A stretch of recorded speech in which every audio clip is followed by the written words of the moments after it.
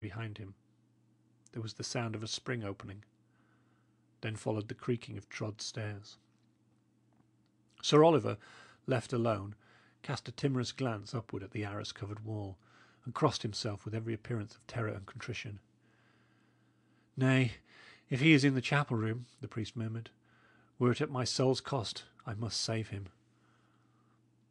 3 minutes later, Dick, who had been summoned by another messenger, found Sir Oliver standing by the hall table, resolute and pale. "Richard Shelton," he said, "ye have required an oath from me. I might complain, I might deny you, but my heart is moved toward you for the past, and I will even content you as ye choose. By the true cross of Holywood, I did not slay your father." "Sir Oliver," returned Dick, "when first we read John Amend All's paper, I was convinced of so much. But suffer me to put 2 questions.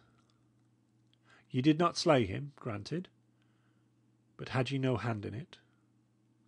"None," said Sir Oliver; and at the same time he began to contort his face and signal with his mouth and eyebrows, like one who desired to convey a warning, yet dared not utter a sound. Dick regarded him in wonder; then he turned and looked all about him at the empty hall. "What make ye?" he inquired.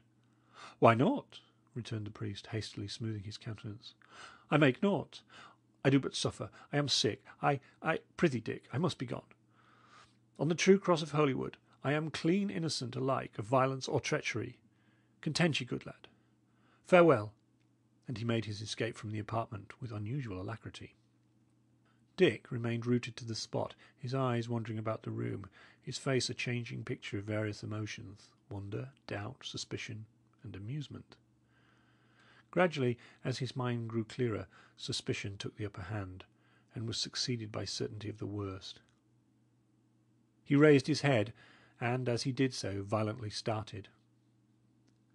High upon the wall there was the figure of a savage hunter woven in the tapestry. With one hand he held a horn to his mouth, in the other he brandished a stout spear. His face was dark, for he was meant to represent an African. Now, here was what had startled Richard Shelton.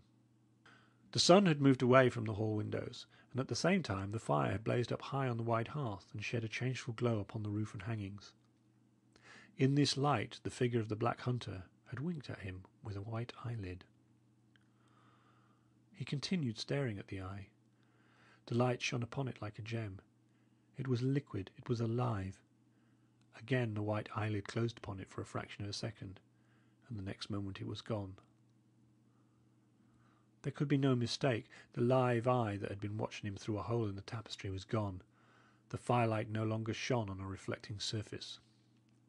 And instantly Dick awoke to the terrors of his position. Hatch's warning, the mute signals of the priest, this eye that had observed him from the wall, ran together in his mind. He saw he had been put upon his trial, that he had once more betrayed his suspicions, and that, short of some miracle, he was lost. "If I cannot get me forth out of this house," he thought, "I am a dead man. And this poor Matcham, too. To what a cockatrice's nest have I not led him?" He was still so thinking when there came one in haste to bid him help in changing his arms, his clothing, and his 2 or 3 books to a new chamber.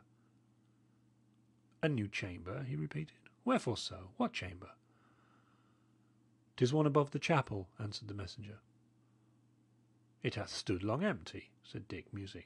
"What manner of room is it?" "Nay, a brave room," returned the man.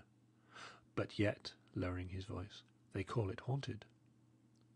"Haunted?" repeated Dick, with a chill. "I have not heard of it. Nay, then, and by whom?" The messenger looked about him, and then, in a low whisper, "By the sacrist of St. John's," he said. "They had him there to sleep one night, and in the morning whew!